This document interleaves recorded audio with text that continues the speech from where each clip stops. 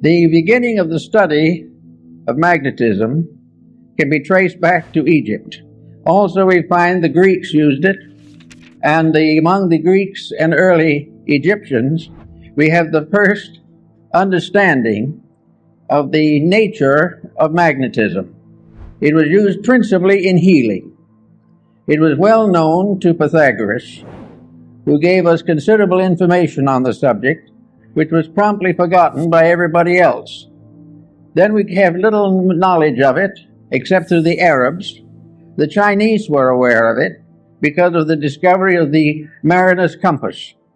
But for the most part, it was neglected until the 17th century, when it became involved in the story of Rosicrucianism. The alchemists, the Rosicrucians, and the Hermetists all were unfolding phases of magnetic theory. Then we come down a little later and we come upon a curious instrument, Mesmer's magnetic tub. This was a kind of tank in which many people put their feet at the same time and held hands and created a battery out of the water in the tank. Incidentally, the magnetic theory is based upon a very simple fact, namely that what we call empty air is not empty at all. It is the most profoundly used all the elements that we know anything about. We all live within air and have our being, and we know that if air fails, we die.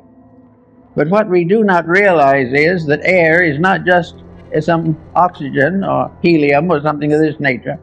Air is something in itself. It is a substance of itself. It is a substance so real and so important that it's almost impossible to estimate it. It is a tremendous field of magnetic energy. The atmosphere carries the magnetism of the sun. The study of the magnetic powers of the sun will be more or less clearly understood by the study of the seasons. Winter, summer, spring, and these things have all to do with a magnetic factor in the air. And we think of it only in trying to explain it as a physical astronomical phenomena, since as the rotation and revolutions of the sun and planets. But each of these planets is a field of magnetic energy. And this energy comes to us through what we call air. One thing we have learned from television is that air transmits. We know, for instance, that we can have all kinds of programs on the air at the same time. And they can come from all directions. And they can overlap and interlap. But each one will remain separately identified as though it was moving in a channel or a circuit of its own. Something went through was vibration. And this vibration in the magnetic field can be divided into an infinite complexity of separate emanations. In other words, if we had 1,000 different channels, they could be differentiated in the magnetic field, so that each one would be broadcast correctly and properly for whatever it is. Thus we realize there's something out there besides air, something besides helium and oxygen, something besides the ordinary factors we take into consideration scientifically. We are in the presence of a mysterious agent, an agent that is part of everything that we are. Now, studying magnetism as it comes into the human body, we discover, along with Kilder, that each human body is surrounded by an etheric or energy field. This energy field is sometimes referred to as an aura, but it is not the true aura that we think of in metaphysics. This magnetic field is an area of energy. This area of energy forms an egg-like atmospheric sheath around the physical body, usually extending 3 to 5 feet from it in each direction.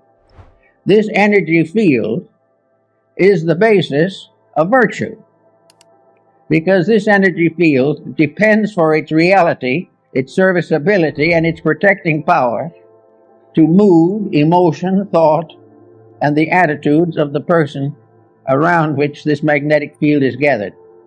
In other words, the individual, if they are normal, if mentally, emotionally, and physically, They are keeping the rules. This magnetic field forms a tremendous protection. It is normal, it is healthy, it is constantly able to handle infections and all kinds of difficulties. It will help to heal wounds. It will help to recover the use of functions and organs. And if we are deprived of some part of the body, it will try to compensate for us. As long as the individual takes proper care of his magnetic field, it will serve him. Now, this is a phase of morality that is generally overlooked. It is assumed that these magnetic fields are something you don't pay much attention to. They're there, maybe they'll help a little.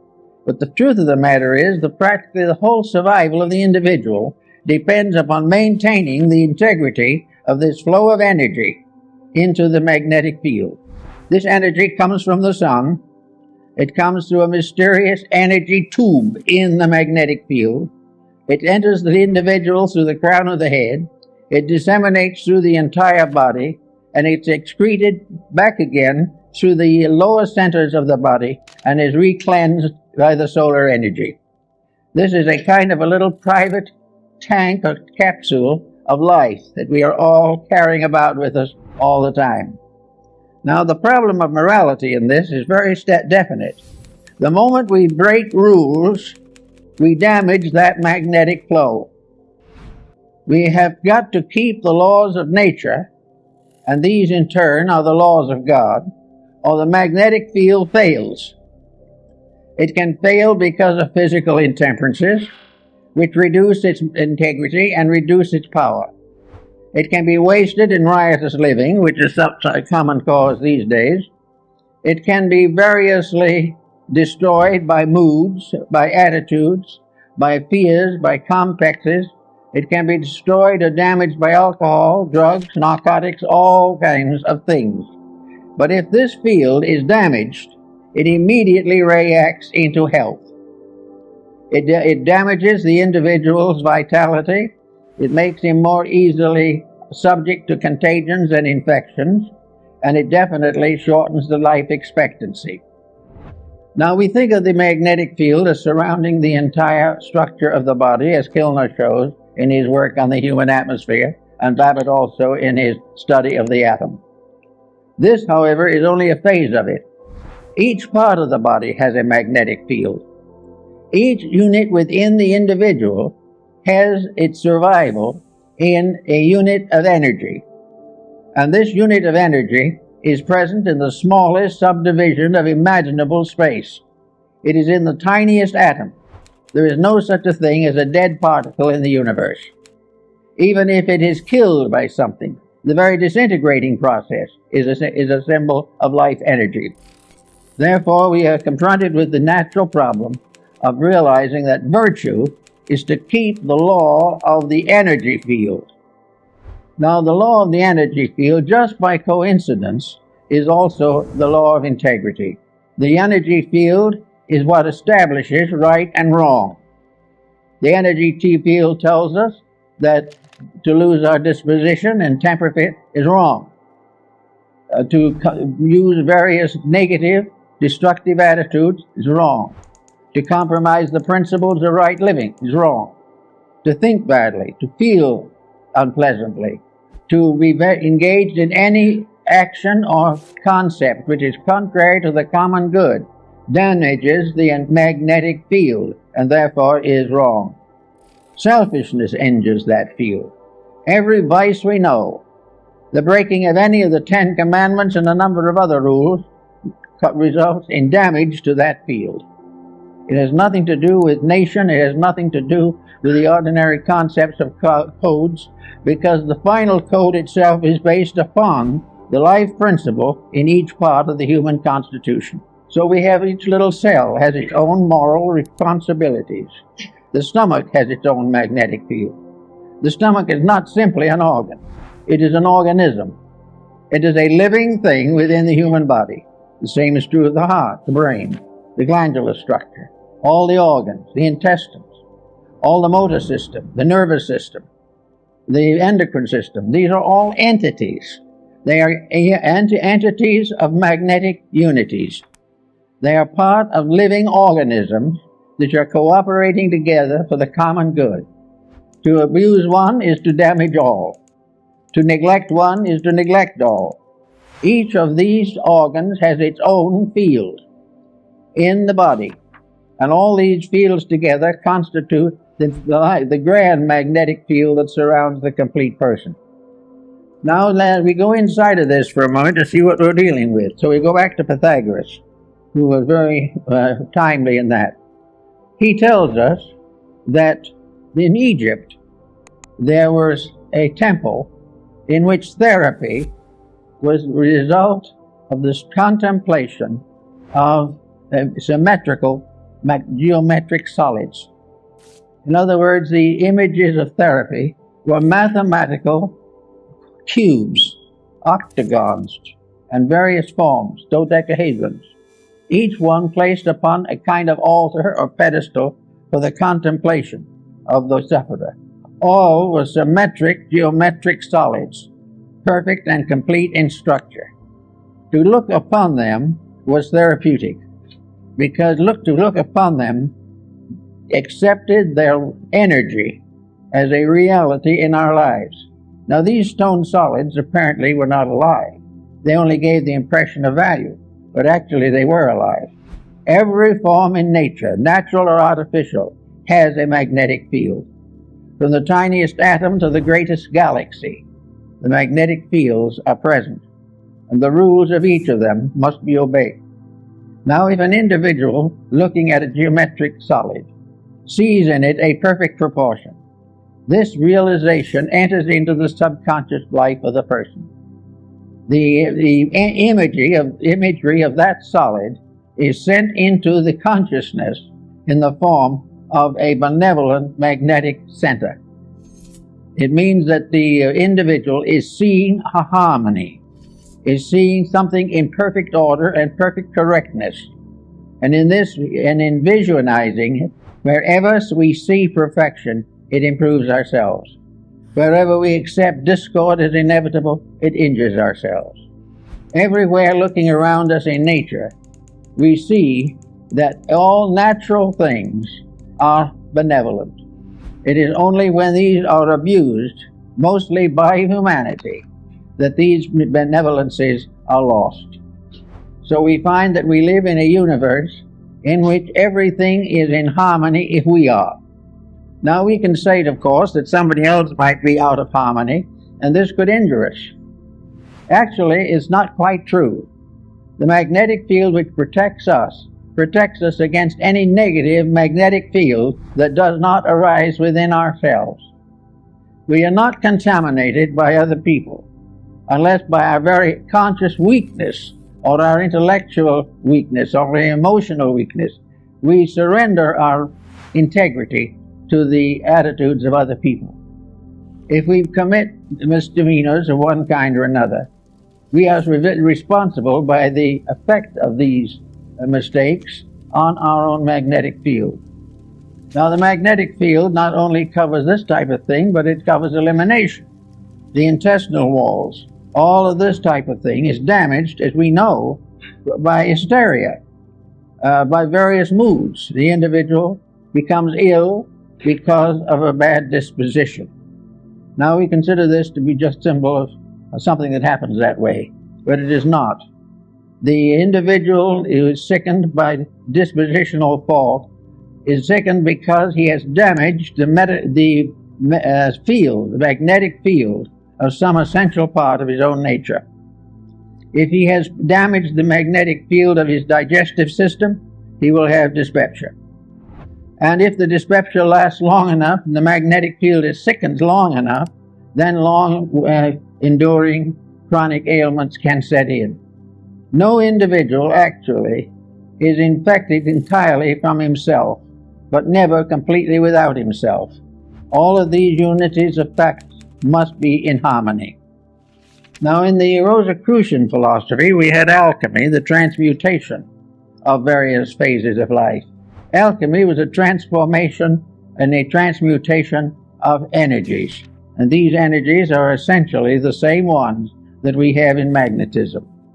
We therefore have a constant realization that everything we do and everything that we see and have has values of its own. Now let us pick up a pebble from the beach, and we suddenly realize that we're in the presence of a little stone. Today there is quite an interest in little stones, all kinds of stones. We are interested in the crystals that form in rocks and all these types of things. But crystals are formed by magnetism. They are formed by a rate of vibration peculiar to a certain element. And that particular rate of vibration can evolve through the mineral, plant, vegetable, and animal. It is always present. There is a magnetic core on each kingdom, and each kingdom unfolds within this magnetic field. And within each of the composite fields, individual members of the fields with various degrees of growth are variously individually conditioned. Everywhere, this process of keeping faith with integrity becomes the natural secret of security, survival, and world peace. Now, we can say that it would be very unlikely that, we'll say, a potato could have a magnetic field of its own, but it does. In fact, every cell within the potato has a magnetic field of its own. Therefore, we come into the problem of nutrition. And nutrition is very largely the study of the magnetic fields of various food products. It also tells us what happens when these food products are adulterated or are variously misused or poisonous elements are introduced into them. All this is part of a mystery that is solved in magnetism. We pass laws against these misuses, but we fail to realize that it is not just the physical factor that we have to work with. The physical factor is only a fragment of it. The main problem is to realize that behind all of these problems, whether of government or of religion or of philosophy, all these things are in trouble because of lack of integrity. And integrity is simply keeping the laws and rules of energy fields. Each field has its own integrities. All integrities in all fields are compatible. All lack of integrities, all departures from integrity in any or all fields are in conflict constantly. The only way the individual can escape conflict is by never abusing the energy factors of his own life. He must never abuse his body, his emotions, or his mind. He must never permit himself to develop attitudes that are incompatible with the integrities which nature has bestowed. The magnetic fields are absolutely honest. There is no possible way of making them dishonest. The only thing we can do with them is to destroy or limit the manifestation of their integrity. If we break the rule, we lose the benefit of that particular energy. When we lose that benefit, we then say that evil has come to us. But it is not an evil thing that has come to us. It is the failure of a good thing to be developed and purified and intensified. The magnetic fields are also in a state of constant evolution. They're in evolution in the life of the person. The individual may be born on a certain level of magnetic integrity. If he becomes a better person, he strengthens these values in himself, because actually it is all a matter of gradually strengthening the perfection of an energy resource. Now, no one is going to perfect it in one life or 100 lives maybe, but he's going to grow. And the more integrity grows, the more rapidly the individual becomes harmoniously adjusted to the principle of life to which he belongs. In our world at the present time, we are in a sad state in which practically everyone has broken every conceivable rule. We are living day by day trying to live off the profits from our own mistakes, and this is not really profitable. We are not realizing that this has nothing to do primarily with the theology. This has nothing to do with laws of government. This has nothing to do actually with our legal codes. It has to do with the relationship of energy to its proper ends and purposes. We know what it's supposed to be, we know what it's supposed to do, and we know that it isn't accomplishing that. Everything that has an existence has a magnetic field. It may have one that is not even visible. And the whole of our atmosphere, the whole of the world in which we live, is one mass of magnetic interplays. But as long as these are kept honest, they are all compatible. And a universe in which there was no dishonesty would be free from every infirmity.